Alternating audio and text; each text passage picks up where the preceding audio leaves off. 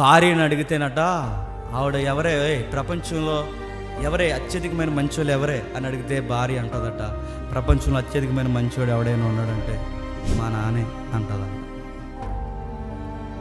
ప్రపంచంలో ఉత్తమ స్త్రీ అంటే ఎవరే అని అడిగితే ఆవిడ అంటదట, మా అమ్మే అంటది.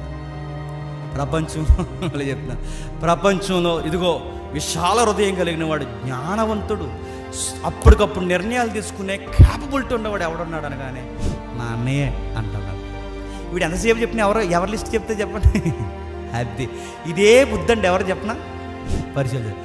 ఎవరిని పొగిడినాలు ఇంట్లో వాళ్ళనే పొగడాలి, వాళ్ళనే ముందెట్టుకోవాలి, వాళ్ళనే మీదెట్టుకోవాలి. పొరపాటున ఎవరైనా వాళ్ళ కాకుండా వేరొక పాత్రల తెర మీదకి వస్తే వీళ్ళకి కళ్ళు పచ్చగా అయిపోతాయి. నడుపుతుంది. ఈ బుద్ధి ఎవరికైనా ఉంటే మీరెవరు పిల్లలు చెప్పండి.